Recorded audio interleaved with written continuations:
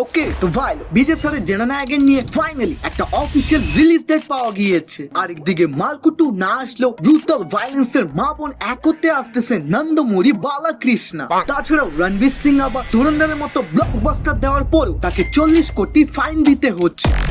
সবকিছুই জানবো, শুধু ভিডিওটার সাথেই থাক।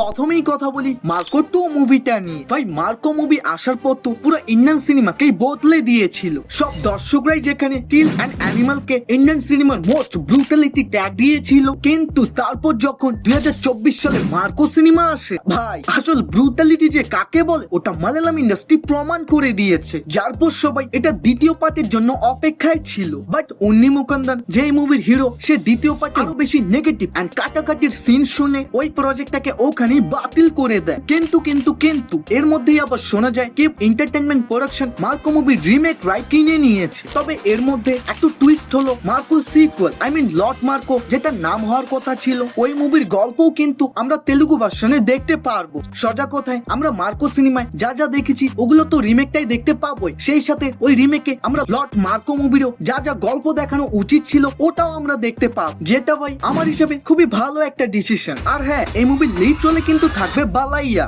কি চিনতে পারছেন না? আরে গড অফ মাস, যিনি তার প্রত্যেকটা সিনেমায় লজিকের মা বোন এক করে দেয়। এইবার মনে হয় আপনারা ঠিক চিনতে পারছেন। এবং এই মুভিতে ভায়োলেন্স এমন হবে যে বালাইয়া মানুষদের হাত কাটবে পৃথিবীতে, তবে ওইসব টুকরো চলে যাবে সৌরমণ্ডলে। এখন কথা বলি আবেশাম 2 মুভিটা নিয়ে। জি ভাই, আপনি একদম ঠিকই শুনেছেন। বক্স অফিসে যেহেতু এই মুভিটা 30 কোটি রুপি বাজেট নিয়ে 156 কোটি উপার্জন করেছিল, তাই পার্ট 2 আসাটা তো একদমই স্বাভাবিক ছিল। তবে মেকাররা অনেকদিন ধরেই একটা পারফেক্ট গল্প লিখতেছিল, যাতে দর্শকরা পার্ট 1 এর থেকেও বেশি পার্ট 2টা দেখে বেশি মজা পায়। এন্ড ফাইনালি ওটা সম্পূর্ণ হয়েছে।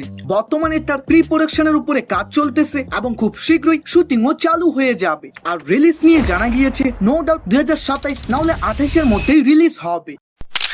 এখন কথা বলি রণবীর সিং কে নিয়ে। ভাই এই লোকটার কপাল সব সময় খারাপ থাক। এই দেখুন না, ধুরন্ধরের মতো ব্লকবাস্টার দেওয়ার পর যেখানে সবাইকে তাকে বলিউড থেকে নেক্সট সুপারস্টার বলা উচিত, তবে অন্যদিকে ইন্ডাস্ট্রি থেকে তার উপর আবার 40 কোটির ফাইন লাগিয়ে দেওয়া হয়েছে। ভাই ধুরন্ধরের আগেই কিন্তু ডন 3 কাজ চালু হওয়ার কথা ছিল, বাট এর মধ্যেই হঠাৎ করে রণবীর সিং সিনেমাটা থেকেই বের হয়ে গিয়েছে। এবং রণবীর এটা রিজন দেয় যে যখন আমার খারাপ সময় চলতেছিল তখন আমি অনেকবার বলেছি যে মুভিটা শুটিং চালু করি, তবে কেউ তোমরা আমাকে কোনো রেসপন্সই দাওনি। আর এখন যেহেতু আমার ধুরন্ধর ব্লকবাস্টার হয়েছে, তাই এখন তুমি দৌড়ে ডন 3 বানাতে আসতেছো। তাছাড়াও এই সিনেমার গল্প আমার অতটাও ভালো লাগেনি, এবং সেই সাথে আমার মনে হয় না ধুরন্ধরের পর কেউ আমাকে এই চরিত্রে পছন্দ করবে, তাই আমি আর এই মুভিতে কাজ করব না। যেটা ভাই ছিল সম্পূর্ণ পুরোপুরি রণবীর সিং এর মতামত। তবে এরপর আবার ডিরেক্টর ফারহান আখতার রণবীর সিং এর উপরে ডাইরেক্ট 40 কোটির ফাইন দাবি করে। ওনার হিসাবে ভাই আমি মুভির পিছনে অলরেডি অ্যাডভান্সে অনেক টাকা খরচ করেছি, pre production, set and costume design আরো অনেক জায়গায় খরচা হয়েছে, আর তুমি হঠাৎ করে এখন মুভিটা করতেই চাচ্ছ না। তাই ফারহান আখতার লিগ্যাল অ্যাকশন নিয়েছে। মানে ভাই যাই হোক না কেন, এই মুভিটা তৈরি হবে না এটা নিশ্চিত থাকুন। এখন কথা বলি জননায়কন মুভিটা নিয়ে। ভাই ফাইনালি এত অপেক্ষা ও তপস্যার পর এই মুভির একটা রিলিজ ডেট সামনে এসেছে। মেকাররা সিদ্ধান্ত নিয়েছে আর তারা কোর্টে এই কেসটা নিয়ে লড়াই করবে না। সেন্সর বোর্ডের এগেইনস্টে তারা যা যা অ্যালিগেশন লাগিয়েছিল ওই সব কিছুই বাদ দিয়ে দিবে।